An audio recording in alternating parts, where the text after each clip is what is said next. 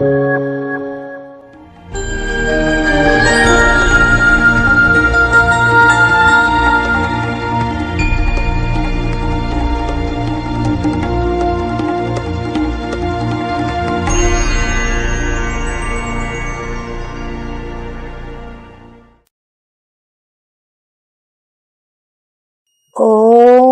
शांति। ओम शांति। आज की तारीख है 5/5/19 और आज हम फिर से सुनेंगे प्राण प्यारे अव्यक्त मूर्तधारी अव्यक्त बाप दादा की ज्ञान मुरली। रिवाइज कोर्स की तारीख है 26/11/84 और आज की ज्ञान मुरली का शीर्षक है सच्चे सहयोगी ही सच्चे योगी। जो सच्चा सहयोग हर समय पर देते रहते हैं वही सच्चे योगी है। तो आइए सुनते हैं मीठे मीठे बाप दादा क्या कहते हैं। तो मीठे मीठे बाप दादा बोले कि आज बच्चों के मिलन स्नेह को देख रहे हैं। एक बल एक भरोसा। इसी छत्र छाया के नीचे मिलन के उमंग उत्साह से जरा भी हलचल लगन को हिला न सकी। रुकावट थकावट बदलकर स्नेह का सहज रास्ता अनुभव कर पहुंच गए हैं। इसको कहा जाता है हिम्मते बच्चे मददे बाप। जहाँ हिम्मत है वहाँ उल्लास भी है, हिम्मत नहीं तो उल्लास भी नहीं। ऐसे सदा हिम्मत उल्लास में रहने वाले बच्चे एक रस स्थिति द्वारा नंबर 1 ले लेते हैं। जो ऐसे हिम्मत रखते हैं और उल्लास में रहते हैं तो बाबा कहते हैं वो अपनी एक रस स्थिति में भी रहते और नंबर 1 ले लेते हैं। कैसे भी कड़े ते कड़ी परिस्थिति हो, लेकिन हिम्मत और उल्लास के पंखों के द्वारा सेकंड में उड़ती कला की ऊंची स्थिति से हर बड़ी और कड़ी, बड़ी तो भले परंतु बड़ी के साथ फिर कड़ी भी, तो हर बड़ी और कड़ी परिस्थिति छोटी और सहज अनुभव होगी। क्योंकि उड़ती कला के आगे सब छोटे छोटे खेल के खिलौने अनुभव होंगे। उनके लक्षण क्या होंगे, उनकी स्थिति में दिखाई पड़ेंगे तो ये उनके लक्षण होंगे। कितनी भी भयानक बातें भयानक के बजाय उनको स्वाभाविक अनुभव होंगी। भयानक नहीं दिखेगी लेकिन स्वाभाविक जैसे नॉर्मल होती है।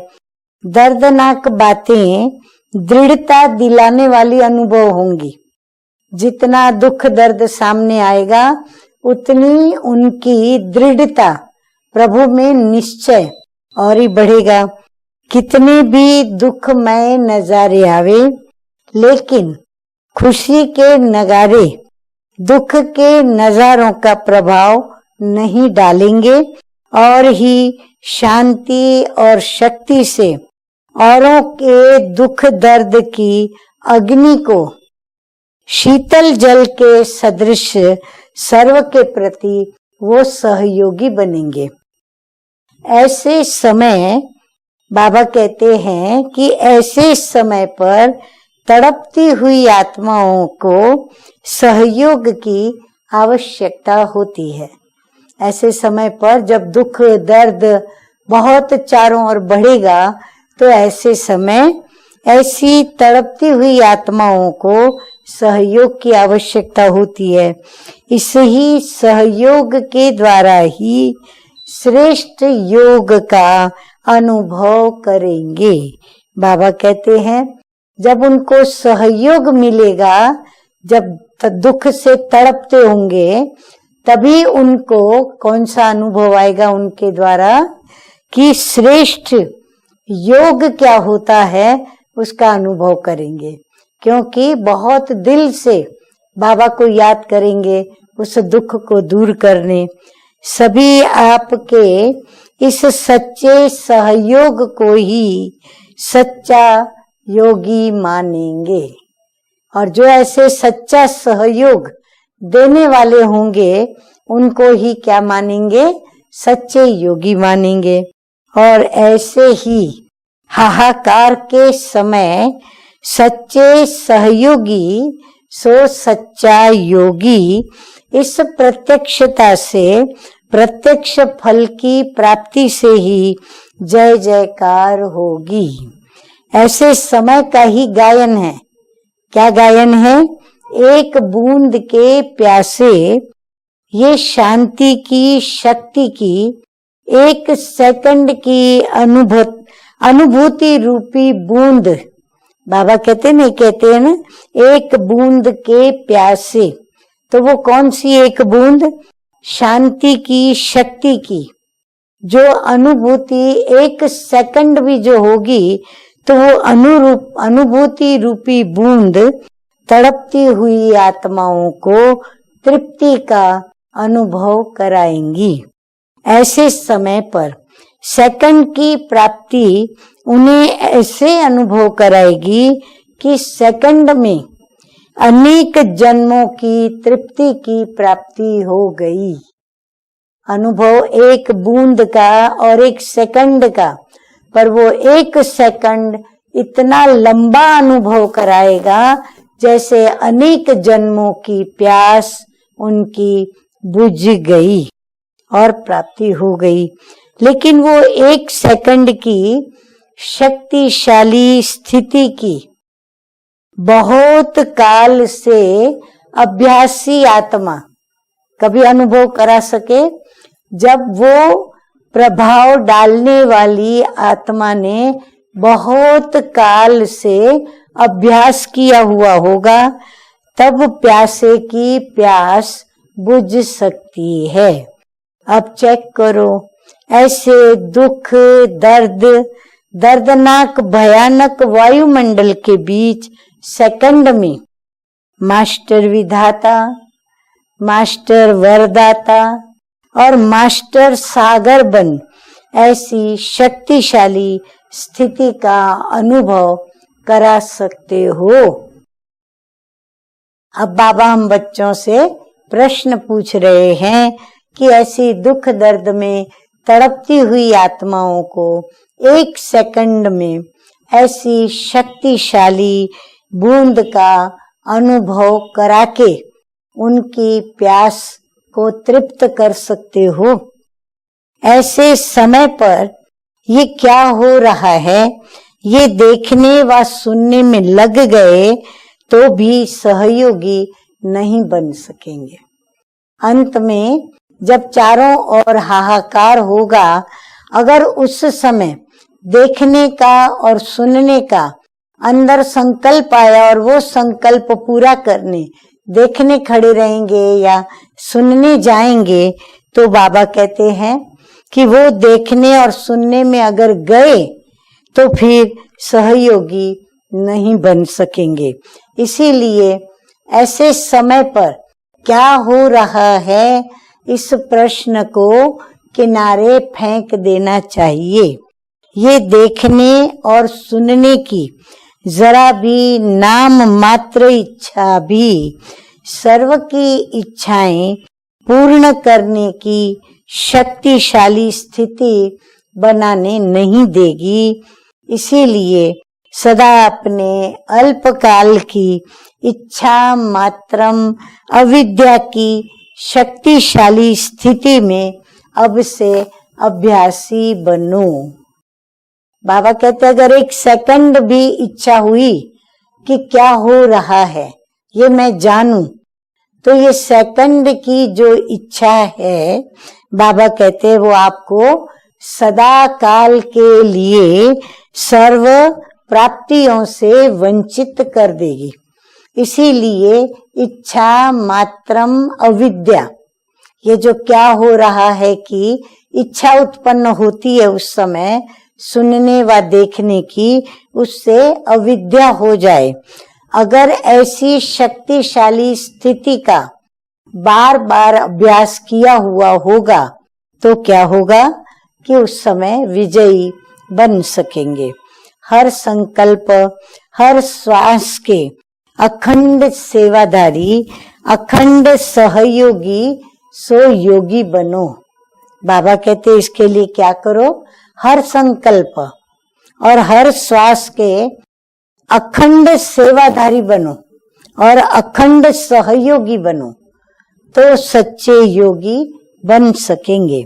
जैसे खंडित मूर्ति का कोई मूल्य नहीं, पूजनीय बनने की वो अधिकारी नहीं। जैसे खंडित मूर्ति को मंदिर में स्थान नहीं दिया जाता, पूज्य बनने का जहां भी स्थान निश्चित किया जाए वहां उसे रखा नहीं जाता, तो बाबा कहते हैं वो पूजनीय बनने की अधिकारी नहीं होती। ऐसे खंडित सेवादारी, खंडित योगी ऐसे समय पर अधिकार प्राप्त कराने के अधिकारी नहीं बन सकेंगे। इसलिए ऐसे शक्तिशाली सेवा का समय समीप आ रहा है। अगर गफलत की तो ये शक्तिशाली सेवा का समय हाथ से निकल जाएगा। समय घंटी बजा रहा है, समय हमें सावधान कर रहा है। जैसे भक्त लोग अपने इष्ट देव या देवियों को घंटी बजाकर उठाते हैं, सुलाते हैं, भोग लगाते हैं, तो अभी समय घंटी बजाए इष्ट देव देवियों को अलर्ट कर रहा है। ऐसे ही बाबा कहते हैं समय क्या कर रहा है, अलर्ट कर रहा है। किसको? होवनहार इष्ट देवी और देवताओं को कि सावधान हो जाओ। तो बाबा कहते हैं जगे हुए तो हैं ही, लेकिन पवित्र प्रवृत्ति में ज्यादा बिजी हो गए हैं। बाबा कहते सभी जगे हुए हैं और इसीलिए सेवा कर रहे हैं, परंतु सेवा में ज्यादा ही बिजी हो गए हैं। प्यासी आत्माओं की प्यास मिटाने की, सेकंड में अनेक जन्मों की प्राप्ति वाली शक्तिशाली स्थिति के अभ्यास के लिए तैयारी करने की समय घंटी बजा रहा है। बाबा कहते समय पर तैयार होना पड़े। जो समय पर तैयार होता है उसे ही सर्व प्राप्तियां होती है। तो इसीलिए समय अभ्यास करने की तैयारी करने के लिए घंटी बजा रहा है कि अभ्यास करो, अभी खूब इसमें अभ्यास में लगो। प्रत्यक्षता के पर्दे खुलने का समय आप संपन्न इष्ट आत्माओं का आवाहन कर रहा है। हाँ, बाबा कहते वो इंतजार कर रहे हैं। तो समझा, समय की घंटी तो आप सबने सुनी ना। अच्छा, ऐसे हर परिस्थिति को उड़ती कला द्वारा सहज पार करने वाले, बहुत काल की सेकंड में प्राप्ति के द्वारा तृप्ति कराने वाले अखंड सेवाधारी, अखंड योगी, सदा मास्टर दाता, वरदाता स्वरूप, सदा इच्छा मात्रम अविद्या की स्थिति से सर्व की इच्छाएं पूर्ण करने वाले ऐसे मास्टर सर्वशक्तिमान समर्थ बच्चों को बाप दादा का याद प्यार और नमस्ते।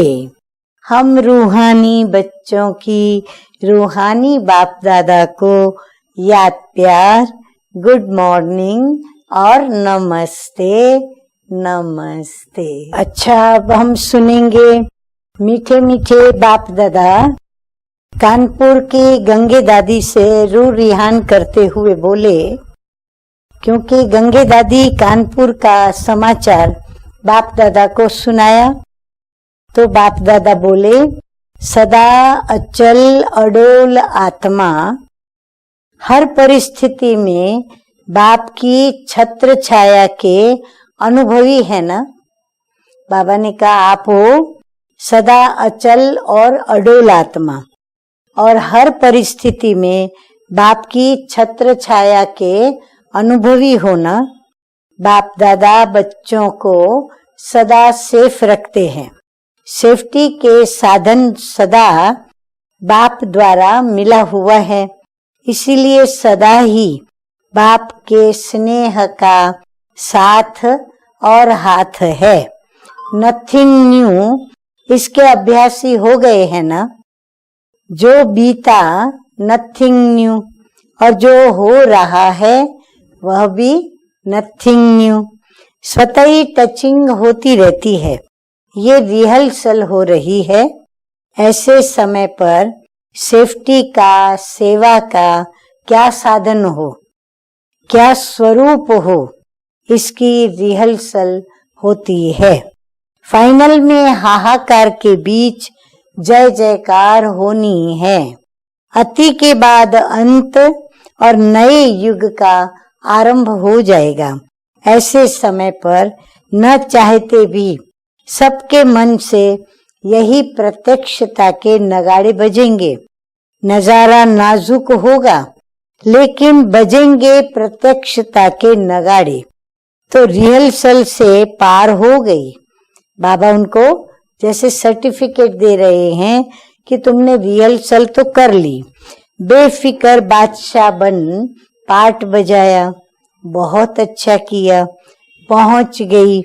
यही स्नेह का स्वरूप है। अच्छी सोच से तो असोच है ही। जो हुआ वो वाह। इसमें भी कईयों का कुछ कल्याण ही होगा। इसलिए जलने में भी कल्याण तो बचने में भी कल्याण। हाय हाय नहीं कहेंगे कि हाय जल गया, नहीं, इसमें भी कल्याण। बचने के टाइम जैसे वाह वाह करते हैं कि वाह बच गया, ऐसे ही जलने के समय भी वाह वाह। इसी को ही एक रस स्थिति कहा जाता है। बचाना अपना फर्ज है, लेकिन जलने वाली चीज जलनी ही है। इसमें भी कई हिसाब किताब होंगे। आप तो है ही बेफिक्र बादशाह। एक गया लाख पाया, ये है ब्राह्मणों का स्लोगन। सभी नोट करें, एक गया लाख पाया, ये है ब्राह्मणों का स्लोगन। गया नहीं लेकिन पाया, इसलिए बेफिक्र। और अच्छा कोई मिलना होता है, इसीलिए जलना भी खेल और बचना भी खेल, दोनों ही खेल है। यह तो देखेंगे कि ये कितने बेफिक्र बादशाह हैं। जल रहा है लेकिन ये बादशाह है, क्योंकि छत्र छाया के अंदर हैं। वो फिक्र में पड़ जाते हैं कि क्या होगा, कैसे होगा, कहाँ से खाएंगे, कहाँ से चलेंगे। और बच्चों को ये फिक्र है ही नहीं। ये शायद कानपुर के अंदर मेला लगा था या बहुत बड़ी प्रदर्शनी लगी थी, तो वो शायद जल गई थी। उस समय की बात हो रही है। अभी तैयारी तो करनी पड़े ना। जाएंगे ये नहीं सोचें, लेकिन सबको ले जाएंगे ये सोचो। सबको साक्षात्कार करा के, तृप्त करा के, प्रत्यक्षता का नगाड़ा बजा के फिर जाएंगे। पहले क्यों जाएं? सबको साथ में लेकर के जाएंगे। आप तो बाप के साथ साथ जाएंगे। प्रत्यक्षता की भी वंडरफुल सीन अनुभव करके जाएंगे ना। ये भी क्यों रह जाए। ये मानसिक भक्ति, मानसिक पूजा, प्रेम के पुष्प ये अंतिम दृश्य बहुत वंडरफुल है। एडवांस पार्टी में किसका पार्ट है वो दूसरी बात है, बाकी ये सीन देखना तो बहुत आवश्यक है। जिसने अंत किया उसने सब कुछ किया, इसीलिए बाप अंत में आता तो सब कुछ कर लिया ना, तो क्यों नहीं बाप के साथ साथ ये वंडरफुल सीन देखते हुए साथ चलो। यह भी कोई कोई का ही पार्ट है, तो जाने का संकल्प नहीं करो। चले गए तो भी अच्छा, रह गए तो भी अच्छा, अकेले जाएंगे तो भी एडवांस पार्टी में जाए सेवा करनी पड़ेगी, इसीलिए जाना है ये नहीं सोचो। सबको साथ में ले जाना है ये सोचो। अच्छा, यह भी एक अनुभव बढ़ा। जो होता है उससे अनुभव की डिग्री बढ़ जाती है। जैसे औरों की पढ़ाई में डिग्री बढ़ती है, यह भी अनुभव किया माना डिग्री बढ़ी। अभी हम सुनेंगे अव्यक्त बाप दादा के प्रेरणादायक अनमोल महावाक्य। उसमें नंबर 1 है, सबको एक बात का इंतजार है। वो कौन सी बात है? जो शुरू की पहली है ना कि मैं कौन, वही लास्ट तक भी है। सबको इंतजार है आखिर भी भविष्य में मैं कौन या माला में मैं कहाँ। अब ये इंतजार कब पूरा होगा? सब 1-2 में रूरिहान भी करते हैं कि 8 में कौन होंगे, 100 में कौन होंगे, 16,000 का तो कोई सवाल ही नहीं। आखिर भी 8 में या 100 में कौन होंगे? विदेशी सोचते हैं कि हम कौन सी माला में होंगे, और शुरू में आने वाले फिर सोचते हैं कि लास्ट सो फास्ट है, ना मालूम हमारा स्थान है या लास्ट वालों का है। आखिर हिसाब क्या है? किताब तो बाप के पास है ना, फिक्स नहीं किए गए हैं। आप लोगों ने भी आर्ट कंपटीशन की तो चित्र कैसे चुना? पहले थोड़े अलग किए, फिर उसमें से 1, 2, 3 नंबर लगाया। पहले चुनने होते हैं, फिर नंबर वार फिक्स होते हैं। पहले थोड़े चुनने होते हैं, फिर उसमें से नंबर वार निकालते हैं। तो अभी चुन गए हैं लेकिन फिक्स नहीं हुए हैं। पीछे आने वालों का क्या होगा? सदैव कुछ सीट्स अंत तक भी होती है, रिजर्वेशन होती है, तो भी लास्ट तक कुछ कोटा रखते हैं। लेकिन वो कोटों में कोई में भी कोई होता है। अच्छा, आप सब किस माला में हो? सभी बताएं बाबा को। अपने में उम्मीद रखो। बाबा कहते अपने में उम्मीद रखो, कोई ना कोई ऐसी वंडरफुल बात होगी जिनके आधार पर आप सबकी उम्मीदें पूरी हो जाएंगी। अष्टरत्नों की विशेषता एक विशेष बात से है। हाँ, उनके अंदर एक विशेषता होती है। आइए सुनते हैं वो विशेषता क्या है। अष्टरत्न प्रैक्टिकल में जैसे यादगार है विशेष, तो जो अष्ट शक्तियां हैं वो हर शक्ति उनके जीवन में प्रैक्टिकल दिखाई देगी। अगर एक शक्ति भी प्रैक्टिकल जीवन में कम दिखाई देती है, तो जैसे अगर मूर्ति की एक भुजा खंडित हो तो पूजनीय नहीं होती, उसी प्रकार से अगर एक शक्ति की भी कमी दिखाई देगी तो अष्ट देवताओं की लिस्ट में अब तक फिक्स नहीं कहे जाएं। दूसरी बात, अष्ट देवताएं भक्तों के लिए विशेष इष्ट माने जाते हैं। इष्ट अर्थात महान पूज्य। इष्ट द्वारा हर भक्त को हर प्रकार की विधि और सिद्धि प्राप्त होती है। यहाँ भी जो अष्टरत्न होंगे वो सर्व ब्राह्मण परिवार के आगे अब भी इष्ट अर्थात हर संकल्प और चलन के द्वारा विधि और सिद्धि का मार्गदर्शन कराने वाले करने वाले सबके सामने अब भी ऐसे ही महान मूर्त माने जाएंगे। तो अष्ट शक्तियां भी होंगी और परिवार के सामने इष्ट अर्थात श्रेष्ठ आत्मा, महान आत्मा और वरदानी आत्मा के रूप में होंगे। ये है अष्टरत्नों की विशेषता। अच्छा, अब दूसरी पॉइंट है दुनिया के वाइब्रेशन से अथवा माया से सेफ रहने का साधन क्या है, वो बाबा बता रहे हैं। सदा एक बाप दूसरा न कोई, जो इसी लगन में मगन रहते वह माया के हर प्रकार के वार से बचे रहते हैं। जैसे जब लड़ाई के समय बॉम्ब्स गिराते हैं तो वो अंडरग्राउंड हो जाते हैं, तो उसका असर उनको नहीं होता। तो ऐसे ही एक लगन में मगन रहते तो दुनिया के वाइब्रेशन से माया से बचे रहेंगे और सदा सेफ रहेंगे। माया की हिम्मत नहीं जो वार करे। लगन में मगन रहो, यही है सेफ्टी का साधन। नंबर 3 पॉइंट है बाप के समीप रत्नों की निशानी क्या होगी, वो बाबा बता रहे हैं।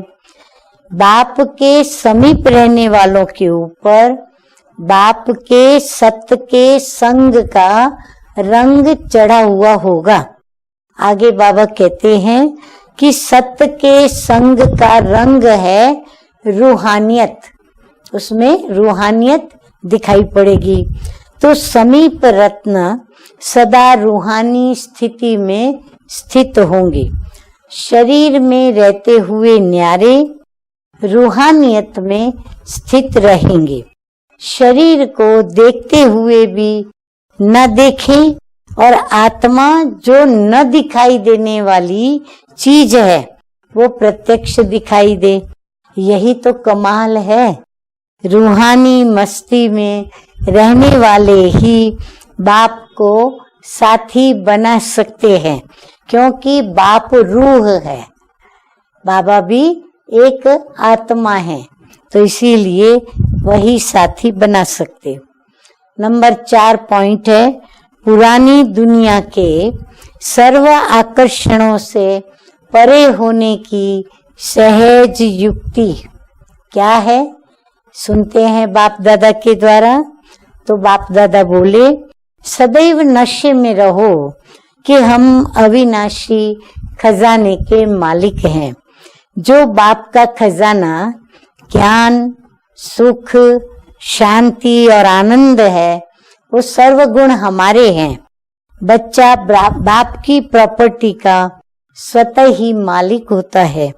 अधिकारी आत्माओं को अपने अधिकार का नशा रहता है।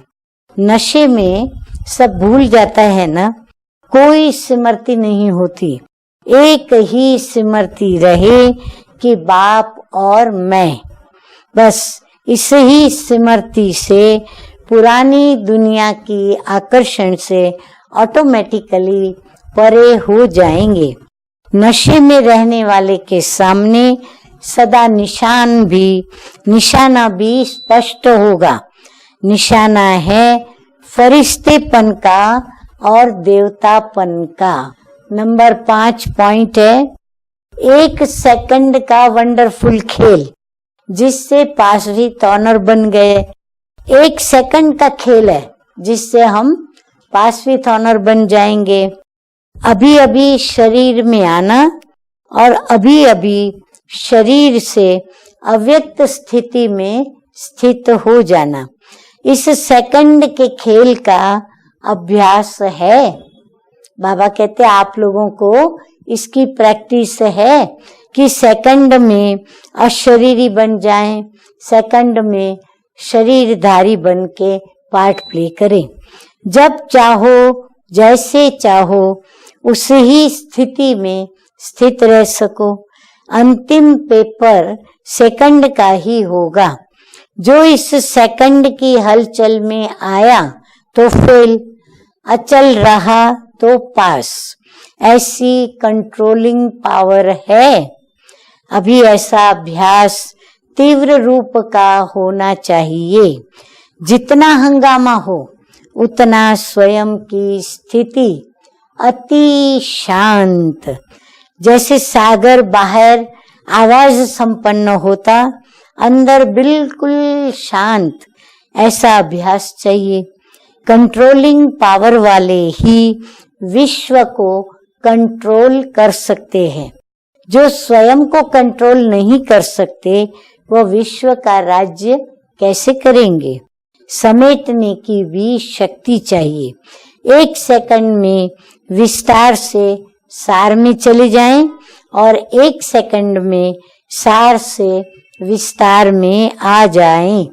यही है वंडरफुल खेल।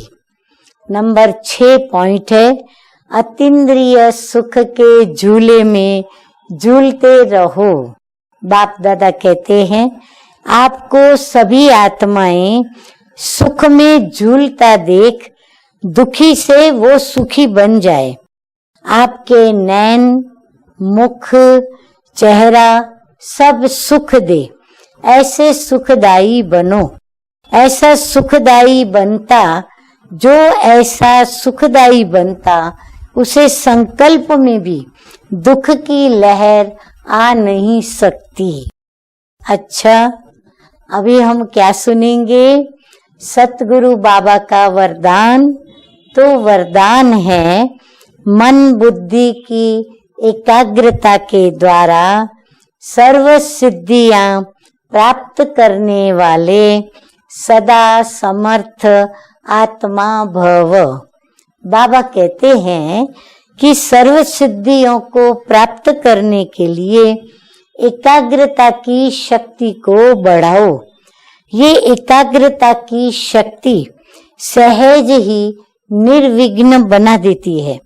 मेहनत करने की आवश्यकता नहीं रहती। एक बाप दूसरा न कोई, इसका सहज अनुभव होता है। सहज एक रस स्थिति बन जाती है। सर्व के प्रति कल्याण की वृत्ति और भाई भाई की दृष्टि रहती है। लेकिन एकाग्र होने के लिए इतना समर्थ बनो जो मन बुद्धि सदा आपके ऑर्डर अनुसार चले। स्वप्न में भी सेकंड मात्र भी हलचल ना हो। स्लोगन है, कमल पुष्प के समान न्यारे रहो तो प्रभु के प्यार का पात्र बन जाएंगे। अच्छा, ओम शांति।